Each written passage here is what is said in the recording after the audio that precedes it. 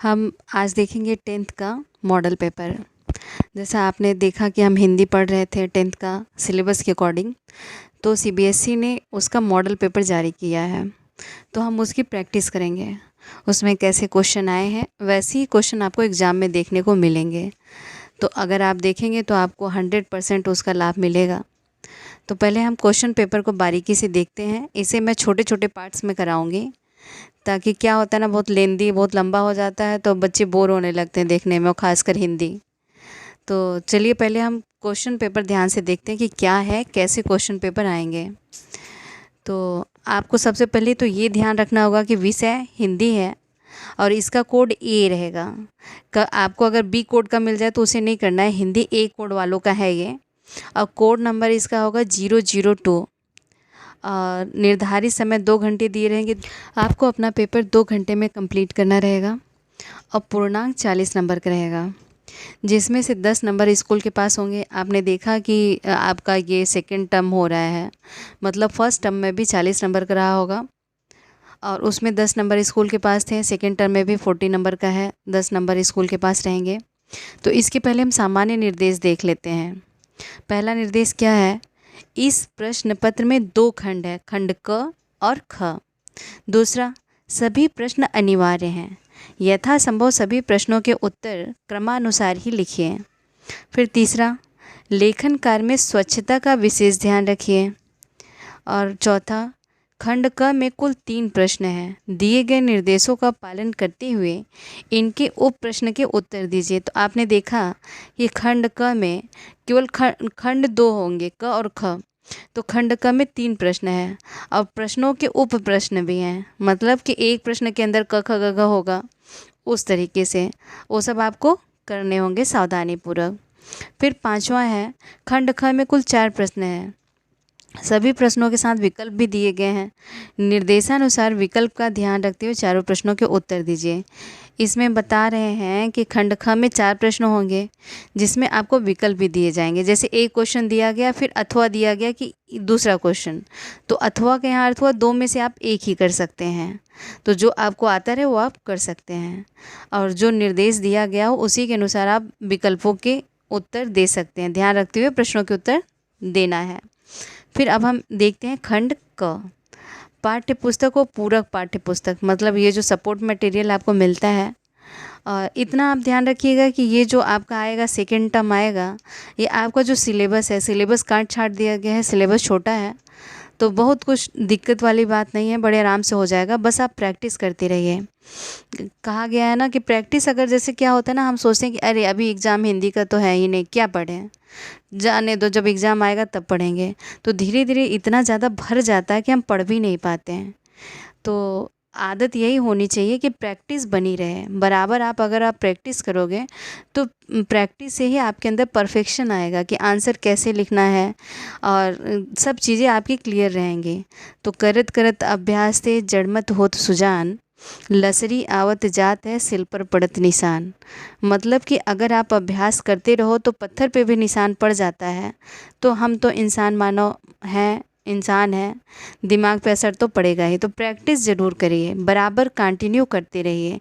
दिन में 1 घंटा ही टाइम निकालिए, लेकिन निकालिए, हर सब्जेक्ट के लिए निकालिए। तो फिर हम आते हैं अपने प्रश्नों पर। प्रश्न 1 का क देखते हैं। तो प्रश्न क्या है, फादर कामिल बुल्के संकल्प से सन्यासी थे, मन से नहीं।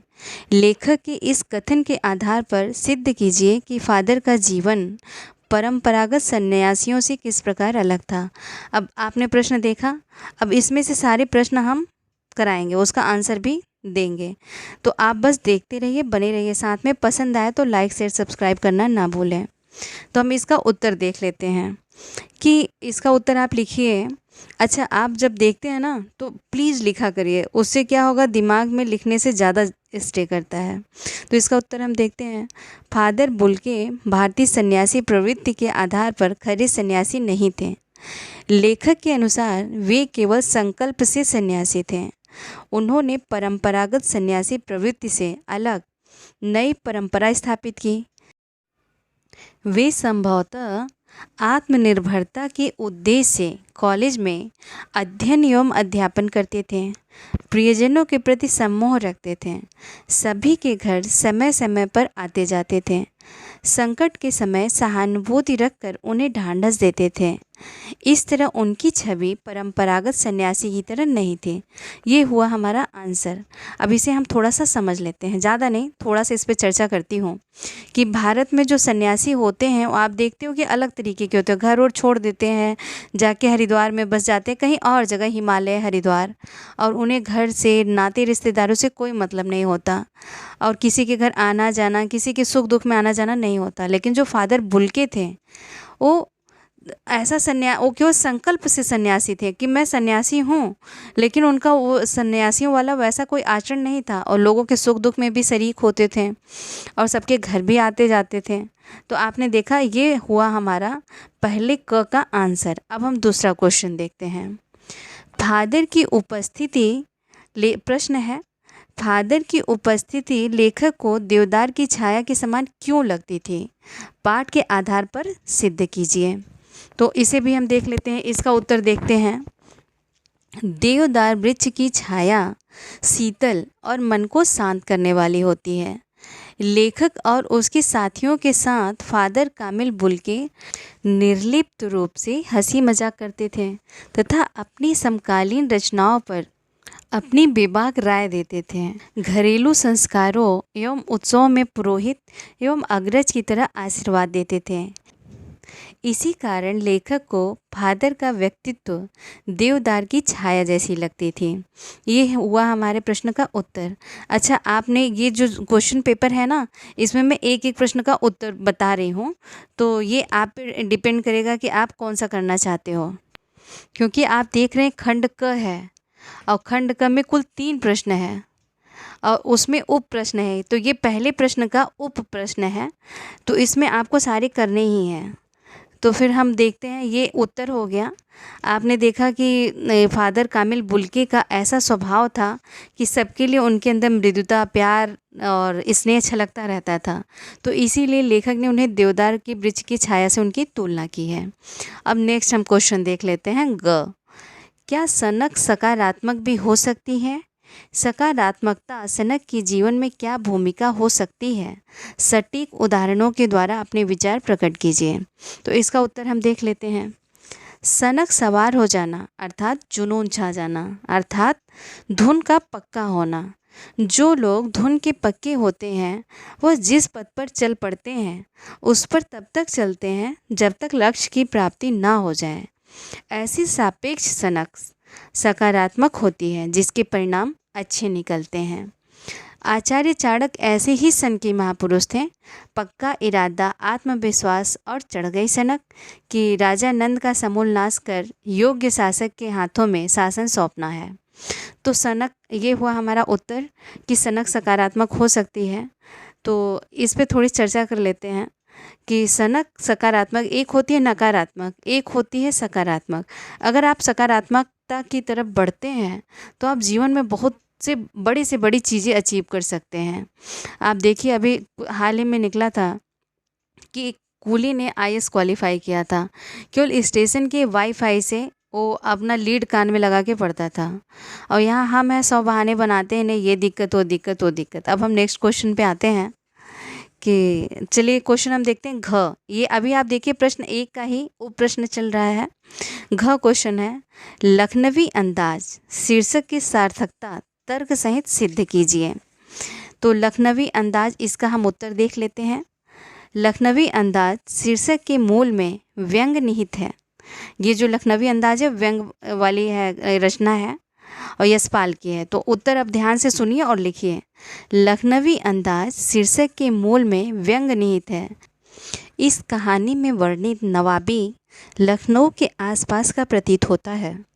इसके अलावा नवाब साहब की शान शौकत, दिखावा, रईसी का प्रदर्शन और नवाबी की ठसक, नजाकत आदि सभी लखनऊ के नवाबों के उन नवाबों जैसी है जिनकी नवाबी तो कब की छिन गई, पर उनके व्यवहार में अब भी इसकी झलक मिलती है। तो ये हुआ आपका खंड क का प्रश्न 1, जिसके ये सारे उप प्रश्न थे। अभी हमारा खंड क ही चल रहा है।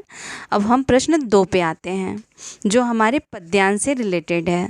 तो हम देखते हैं कि ये क्या है। प्रश्न 2, उसके भी कई उप प्रश्न हैं। तो हम देखते हैं, निम्नलिखित प्रश्नों में से किन्हीं 3 प्रश्नों के उत्तर 25-30 शब्दों में लिखिए। तो इसमें केवल जितने प्रश्न हैं उसमें से केवल 3 करना है, लेकिन मैं आपको सारे प्रश्न कराऊंगी ताकि आपको सारे प्रश्नों के उत्तर आते रहें। तो हम प्रश्न क देखते हैं। उत्साह कविता के शीर्षक की सार्थकता तर्क सहित स्पष्ट कीजिए। तो हम उत्तर देखते हैं। कवि ने उत्साह कविता में बादलों से गरजने की कामना की है, और ऐसी गर्जना जिससे जन सामान्य में चेतना का संचार हो जाए। ऐसी गर्जना जिसकी गड़गड़ाहट सुन उदासीन लोग भी उत्साहित हो जाएं। कवि अपेक्षा करता है कि लोग बादल की गरजना से अपनी उदासीनता छोड़ दें और उत्साहित हो जाएं। ऐसी अपेक्षा करते हुए कवि ने कविता शीर्षक का उत्साह नाम रखा है। ठीक, अब हम प्रश्न 2 का देखते हैं। ख क्वेश्चन प्रश्न 2 ही है, इसके उप प्रश्न हैं, और ख देखते हैं। इस सत्र में पढ़ी गई किस कविता में फागुन के प्राकृतिक सौंदर्य का वर्णन किया गया है, इसे अपने शब्दों में व्यक्त कीजिए। तो चलिए हम इसका उत्तर देखते हैं। उत्तर इसका हम देखते हैं। ये जो है अट नहीं रही है, ये कविता का है, फागुन का इसमें वर्णन किया गया है, और ये निराला जी की कविता है। इसका हम उत्तर देख लेते हैं। फागुन की आभा प्राकृतिक सौंदर्य की आभा है। किसकी आभा है? प्राकृतिक सौंदर्य की। तो आप प्रश्नों उत्तर पे ध्यान दीजिए और उसे आप मेरे साथ, मैं बोल रही हूँ, आप लिखते जाइए। फागुन की प्राकृतिक सौंदर्य की आभा है जो मनुष्यों को देखने को मिलता है, वह होली के रंगों और होली के लोकगीतों में प्रस्फुटित हो उठता है। मानव सर्वथा प्रफुल्लित दिखाई देता है, पर्यावरण स्वयं प्रफुल्लित हो उठता है, प्रकृति झंकृत हो उठती है, रूठी कोयल मधुर गान कर उठती है। इस तरह फागुन में उत्साह होता है। कहीं सांस लेते हो, घर घर भर देते हो। इस प्रकार संपूर्ण कविता में फागुन की प्रसन्नता, ऋतु बसंत की प्रसन्नता दिखती है। अब इसमें हम थोड़ी सी चर्चा कर लेते हैं। आप जैसे क्या होता है ना, आप बहुत देखेंगे कोई आपको नहीं बताता कि हिंदी में नंबर स्कोर कैसे किया जाए, कैसे नंबर बढ़ाया जाए। तो आप जैसे किसी कवि का परिचय लिख रहे हैं या फिर कविता के बारे में लिख रहे हैं, तो उसी कविता की 2 लाइन उसमें डाल दीजिए। इससे क्या होता है कि आपको कविता जो आंसर है वो आपका और ज़्यादा अट्रैक्टिव लगता है और नंबर अच्छे मिलते हैं। तो उम्मीद करती हूँ आपको पसंद आया होगा। अब हम फिर आगे के क्वेश्चन को नेक्स्ट पार्ट में डिस्कस करेंगे। तो अगर पसंद आए तो please like, share, subscribe, comment ज़रूर करें। धन्यवाद।